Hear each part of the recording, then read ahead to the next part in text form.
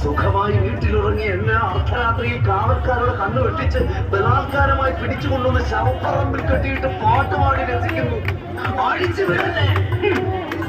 സമ്പന്നതയുടെ സുഖലോലുപതയിൽ വെപ്പാട്ടിമാരോടൊപ്പം ഈ രാത്രിയിൽ മന്തി ഉറങ്ങിയ നീ ഒന്നു മറന്നു. നിന്റെ അമ്മയുടെ ഒരു കത്തിൽ നിന്ന് രാത്രിയിൽ കരുതലോടെ നിനക്ക് കാവലിരുന്ന കണ്ണുവെക്കാതെ നിന്റെ വളർച്ച കണ്ടിരുന്ന പെറ്റമ്മയുടെ ചിതയാത്. രാത്രിയെങ്കിലും ഈ ചിതയ്ക്ക് കാവലായി നീ ഉണ്ടാകണം ഇവിടെ. ആചാര മര്യാദകൾ അനുസരിച്ചുള്ള സകല കർമ്മങ്ങളും നിറവേറ്റിയിട്ടാ വിശ്രമത്തിനായി ഞാൻ പോയത്. കർമ്മങ്ങൾ ഉറ്റവരും ഉടയവരും ഉപേക്ഷിച്ചിട്ടും ജീവിതത്തിന്റെ നല്ല ഭാഗം അത്രയും നിനക്ക് വേണ്ടി മാറ്റിവെച്ച നിന്റെ അമ്മ.